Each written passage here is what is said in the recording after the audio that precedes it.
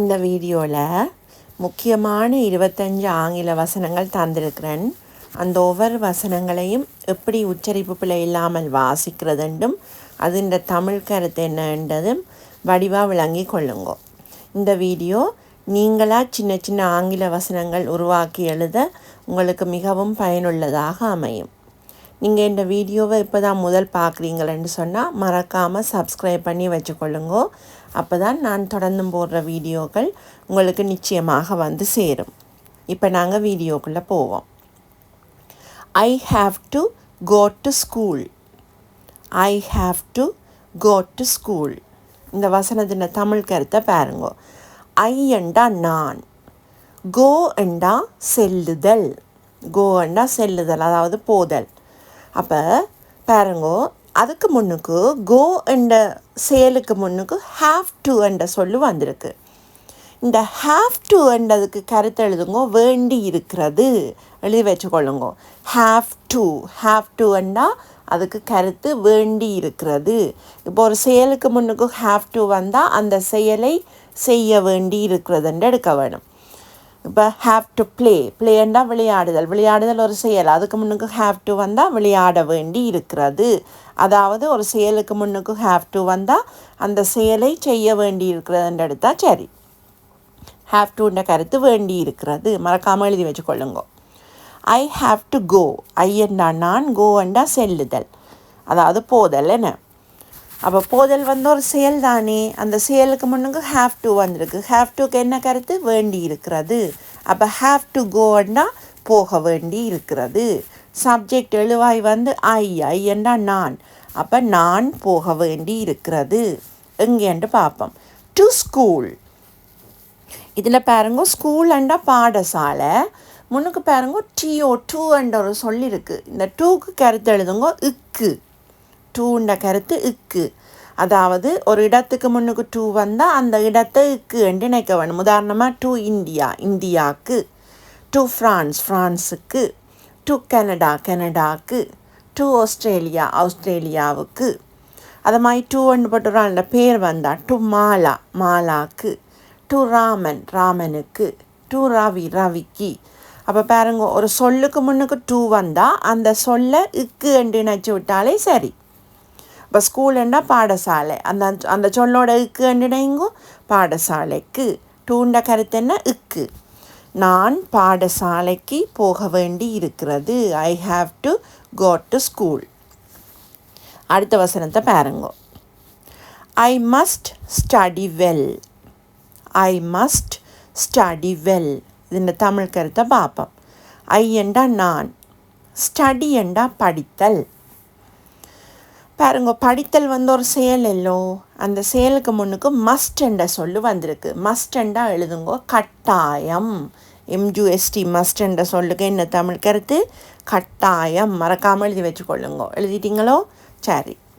அப்போ ஒரு செயலுக்கு முன்னுக்கு மஸ்ட் வந்தால் அந்த செயலை கட்டாயம் செய்ய வேண்டும் என்று எடுக்க வேணும். இப்போ ஸ்டடி என்றால் படித்தல், முன்னுக்கு மஸ்ட் வந்தால் கட்டாயம் படிக்க வேண்டும். அங்கே சப்ஜெக்ட் எழுவாய் வந்து ஐ என்றால் நான், அப்போ நான் கட்டாயம் படிக்க வேண்டும். வெல் என்ற ஒரு சொல்லு விடுபட்டிருக்கு. இந்த வெல்லுக்கு எழுதி வச்சுக்கொள்ளுங்க, ரெண்டு கருத்து இருக்குது. கிணறு மற்றது நன்றாக. வெல்லுக்கு ரெண்டு தமிழ் கருத்து, கிணறுக்கும் வரும் நன்றாகக்கும் வரும். தண்ணி சம்மந்தப்பட்ட விஷயங்களில் வெல் வந்தால் கிணறுண்டு வரும். இப்போ இங்கே நன்றாகண்டு வருது. அப்போ பாருங்க, நான் கட்டாயம் நன்றாக படிக்க வேண்டும். I must study well. அடுத்த வசனத்தை பார்ப்போம். ஐ will come to your house tomorrow. I will come to your house tomorrow. இது இந்த தமிழ் கருத்து என்னண்டு வடிவாக அவதானிங்கோ. ஐ என்றா நான், கம் என்றா வருதல். வருதல் ஒரு செயல் இல்லோ, அதுக்கு முன்னுக்கு பாருங்க வில் என்ற சொல்லு வந்திருக்கு.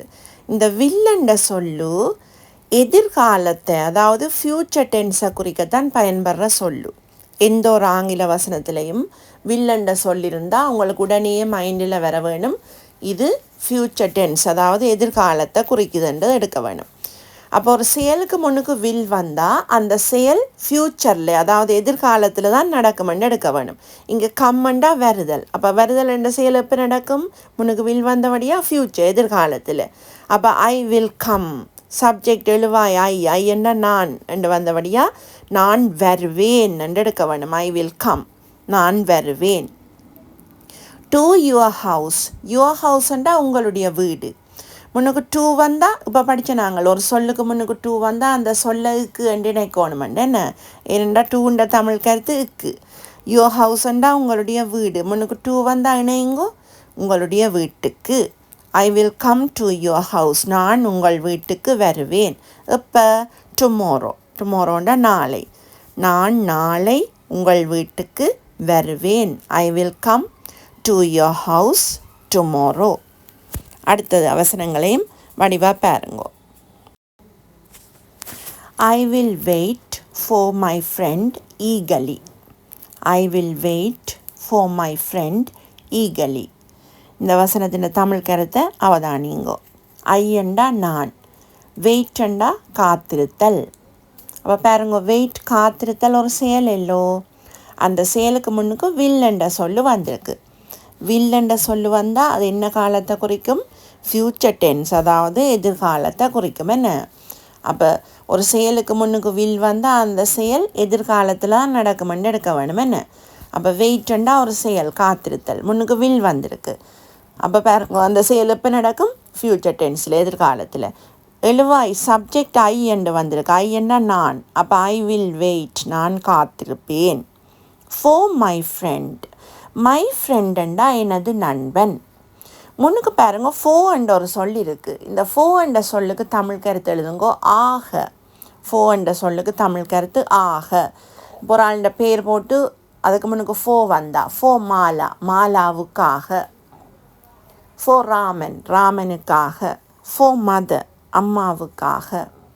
ஃபோ ஃபாதர், அப்பாவுக்காக.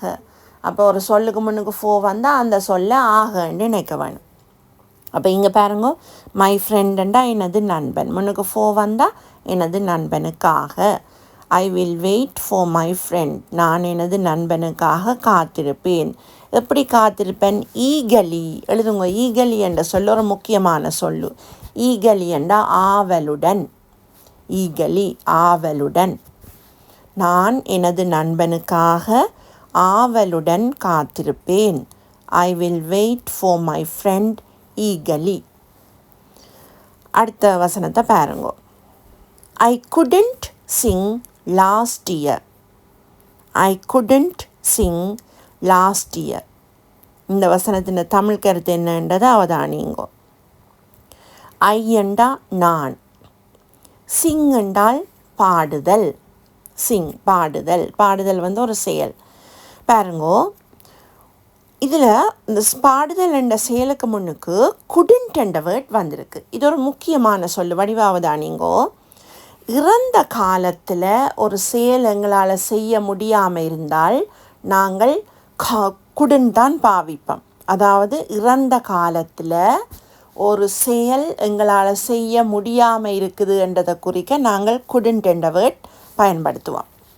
அதே நிகழ்காலத்தில் ஒரு செயல் செய்ய முடியாமல் இருக்கண்டா காண்ட் என்ற வேர்ட் பயன்படுத்துவோம்.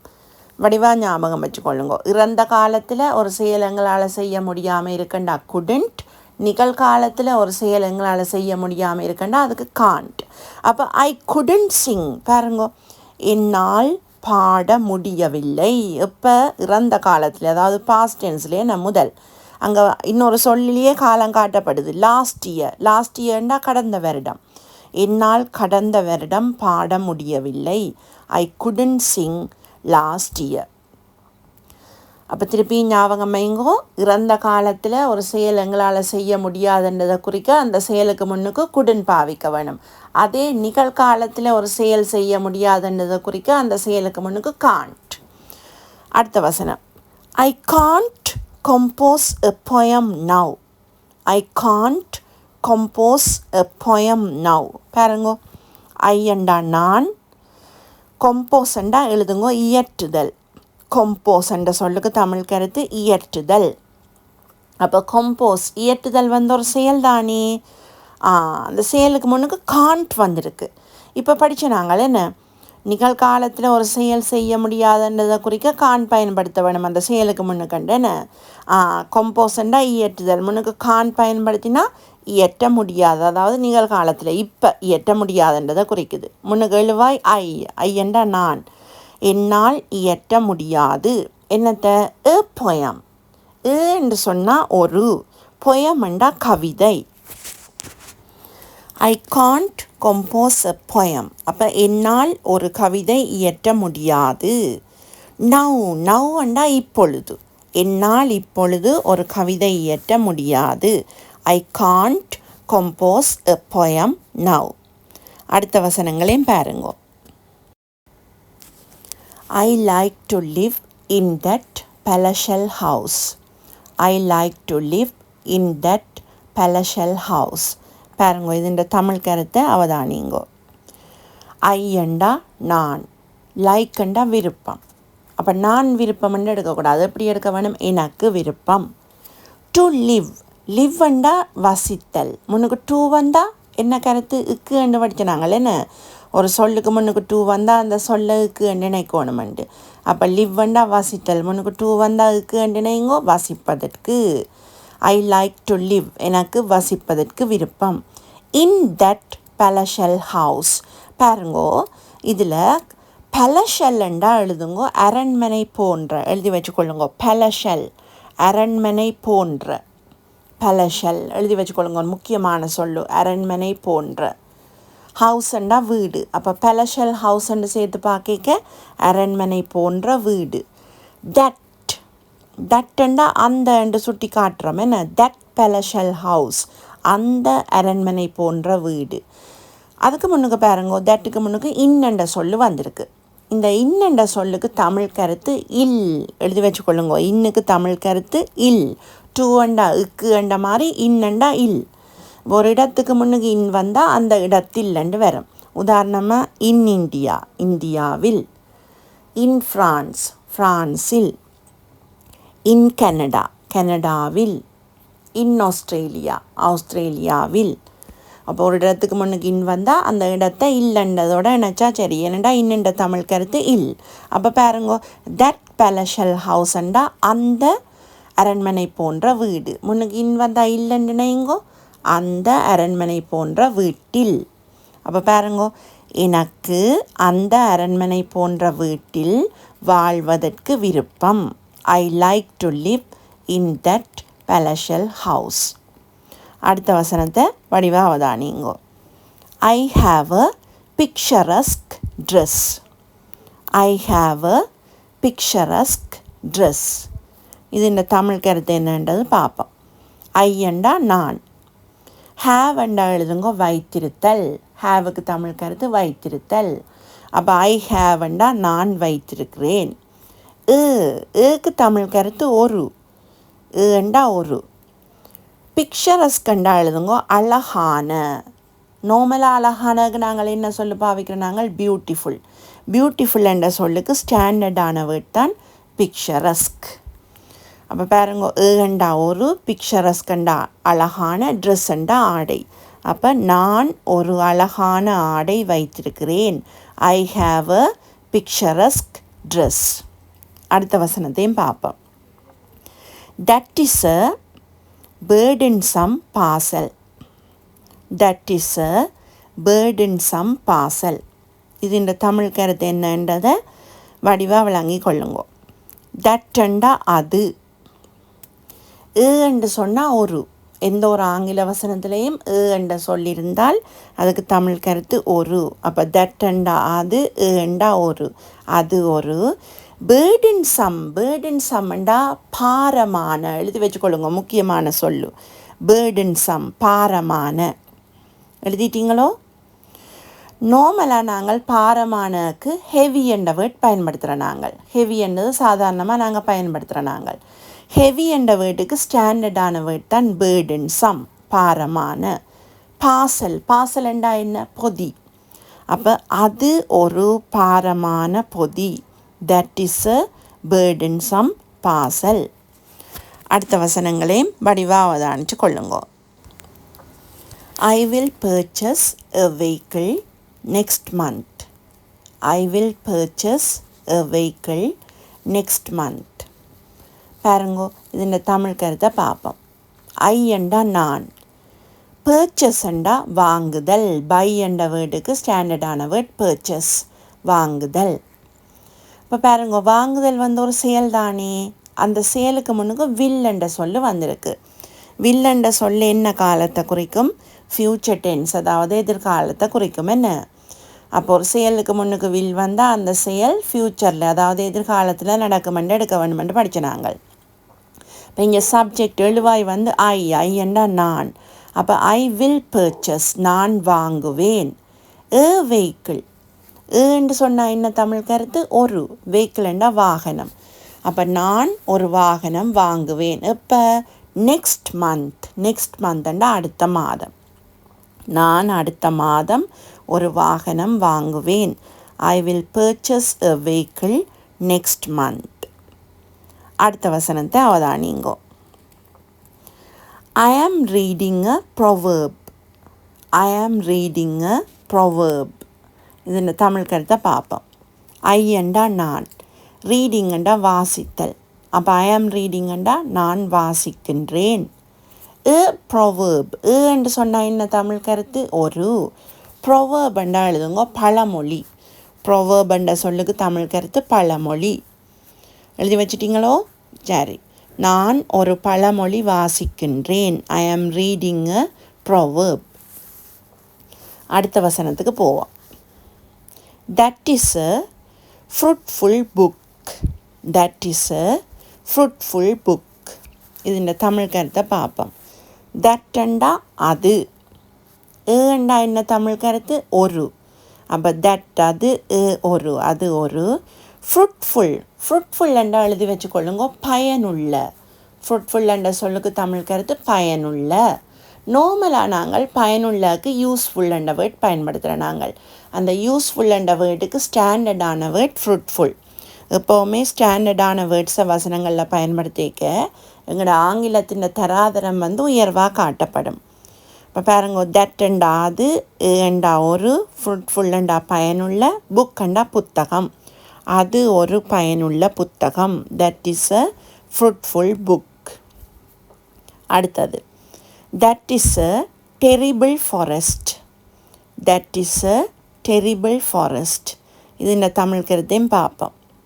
தட்டண்டா அது, ஏண்டா என்ன தமிழ் கருத்து? ஒரு. அப்போ தட் அது, ஒரு, அது ஒரு. டெரிபிள்ண்டா எழுதுங்க பயங்கரமான. டெரிபிள் பயங்கரமான. ஃபாரஸ்டண்டா காடு, அது ஒரு பயங்கரமான காடு. That is a terrible forest. அடுத்த வசனங்களையும் பாருங்க. He is a viewer. He is a viewer. இது இந்த தமிழ் கருத்தை வடிவாக அவதானித்து கொள்ளுங்க. ஹீ என்றா என்ன தமிழ் கருத்து? அவர். என்றா ஒரு. அப்போ ஹீ அவர், ஒரு. ஹீ இஸ், அவர் ஒரு. வீவர், வீவர் என்றா எழுதுங்க நெசவாளி. முக்கியமான சொல்லு, மறக்காமல் எழுதி வச்சுக்கொள்ளுங்க. வீவர் நெசவாளி. வீவர் என்று போட்டுட்டு நெசவாளி என்று எழுதுங்க. எழுதிட்டீங்களோ? சரி. அவர் ஒரு நெசவாளி. He is a weaver. அடுத்த வசனத்துக்கு போவோம். I am preparing palatable food. I am preparing palatable food.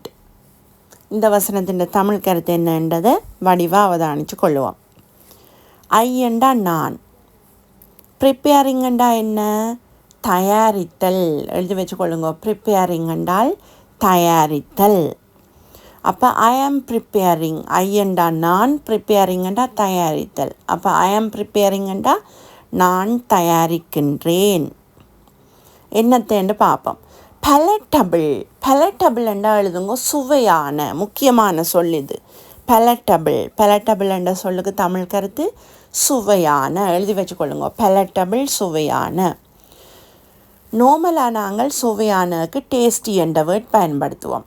இந்த டேஸ்டி என்ற வேர்டுக்கு ஸ்டாண்டர்டான வேர்ட் தான் பலட்டபிள். பலட்டபிள் என்றால் சுவையான. ஃபூடுண்டா உணவு. அப்போ பாருங்க, palatable ஃபூடுண்டா சுவையான உணவு. ஐ ஆம் ப்ரிப்பேரிங் palatable ஃபுட். நான் சுவையான உணவு தயாரிக்கின்றேன். ஐ ஆம் ப்ரிப்பேரிங் palatable ஃபுட். அடுத்த வசனத்துக்கு போவோம். He is a competent student. He is a competent student. இந்த வசனத்தின் தமிழ் கருத்து என்னன்றதை வடிவாக அவதானிச்சு கொள்ளுங்க. ஹீ என்றா அவர். ஹீ என்ற சொல்லுக்கு என்ன தமிழ் கருத்து? அவர். என்று சொன்னால் என்ன தமிழ் கருத்து? ஒரு. அப்போ ஹீ அவர், ஒரு. ஹீ இஸ் அவர் ஒரு. கம்பீட்டன்ட் எழுதி வச்சுக்கொள்ளுங்க, திறமையான. கம்பீட்டன்ட் அப்படி உச்சரிக்கிறது அதை கம்பீட்டன்ட். மறக்காமல் எழுதி கொள்ளுங்க, முக்கியமான சொல்லு கம்பீட்டன்ட், திறமையான. ஸ்டூடெண்ட்ண்டா மாணவன். அப்போ அவர் ஒரு திறமையான மாணவன். He is a competent student. அடுத்தது, that is a fiction. That is a fiction. பாருங்க, இது தமிழ் கருத்து என்னென்று பார்ப்போம்.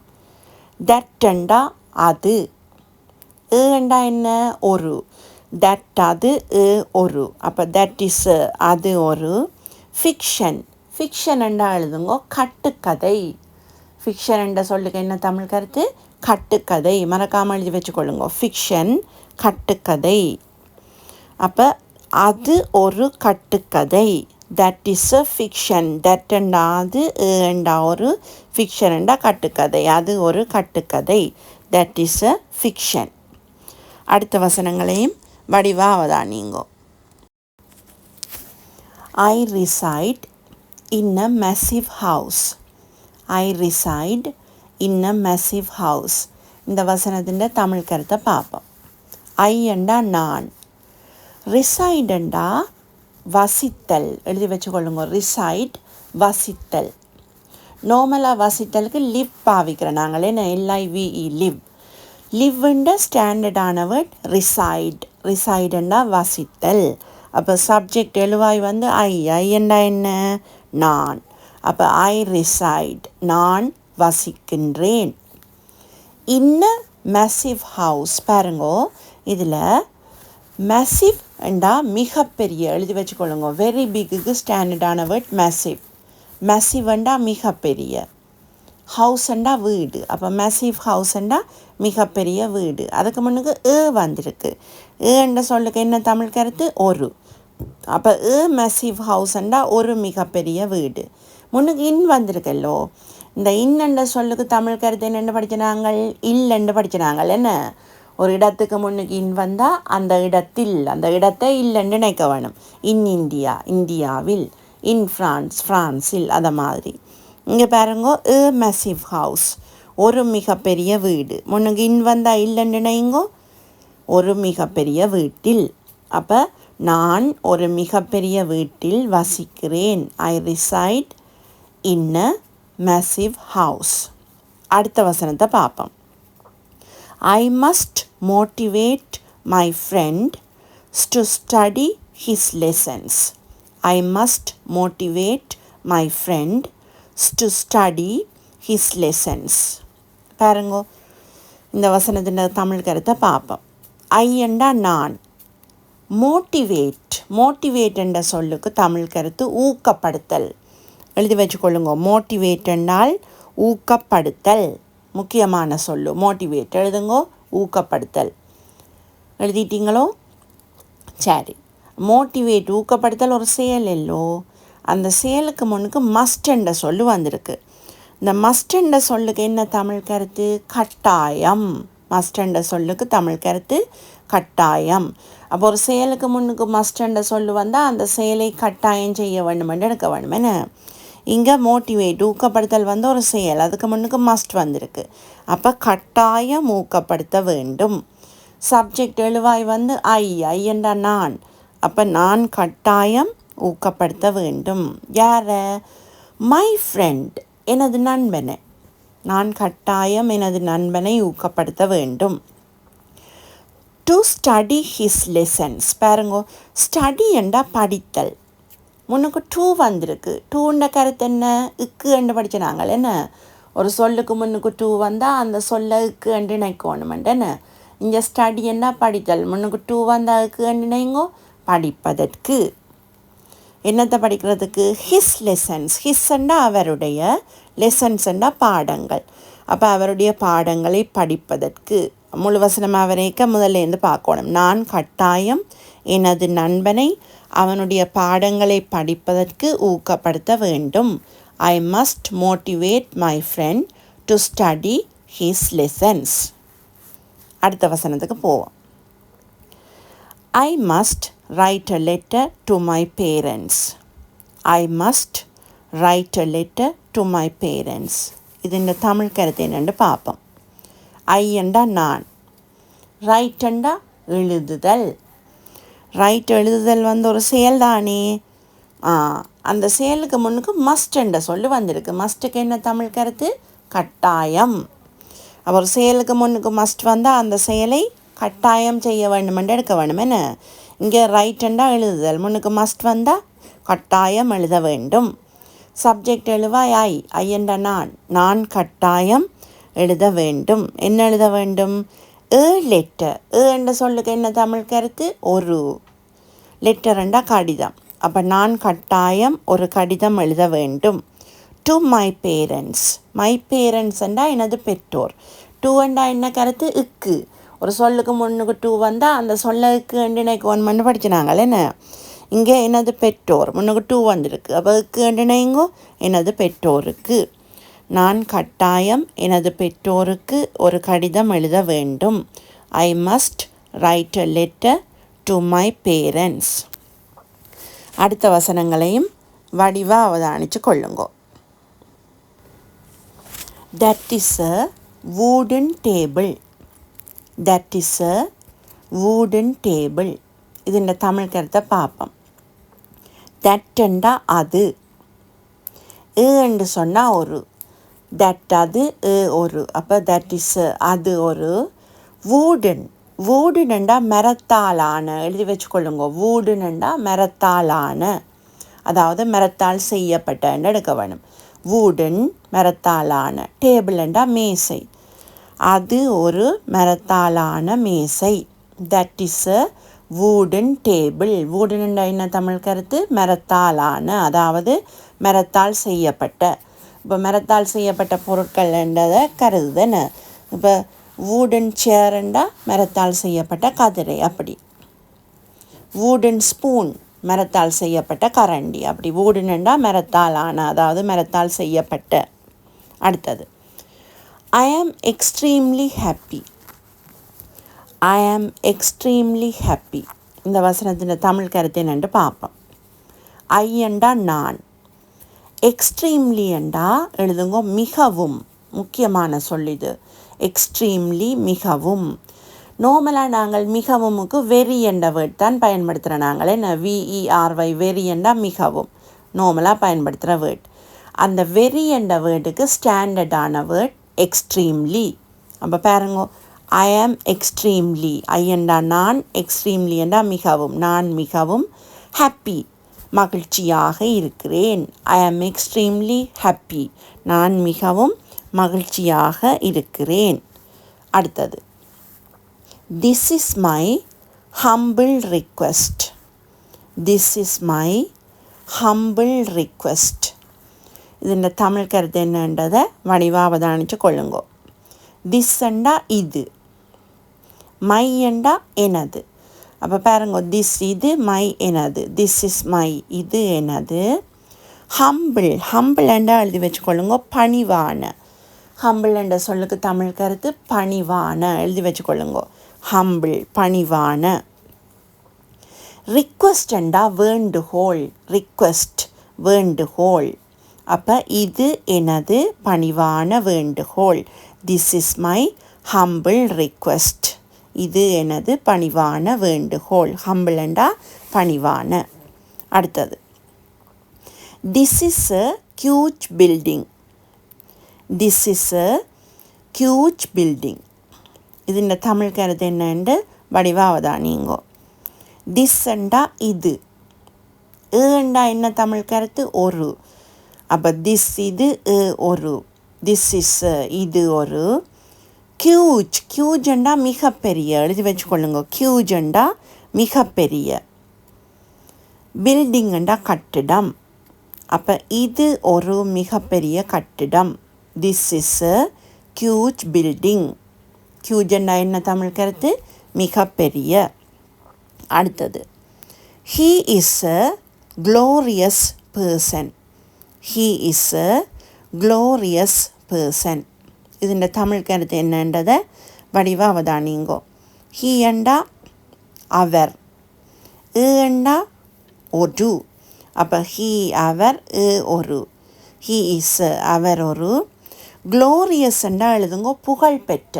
க்ளோரியஸ்ண்டா என்ன தமிழ் கருத்து? புகழ்பெற்ற. முக்கியமான சொல்லு, மறக்காமல் எழுதி வச்சுக்கொள்ளுங்க. க்ளோரியஸ் புகழ்பெற்ற. பர்சனண்டா மனிதன். அப்போ அவர் ஒரு புகழ்பெற்ற மனிதன். He is a glorious person. இந்த வீடியோ உங்களுக்கு பிடிச்சிருந்தா மறக்காமல் லைக் பண்ணி, சப்ஸ்கிரைப் பண்ணாத ஆக்கள் மறக்காமல் சப்ஸ்கிரைப் பண்ணி, நான் தொடர்ந்தும் போடுற வீடியோக்களை பார்த்து படித்து நீங்கள் ஆங்கிலத்தில் சிறந்த அறிவான ஆக்களை நிச்சயம் பெற வேணும். நான் உங்களை அடுத்த வீடியோவில் சந்திக்கிறேன்.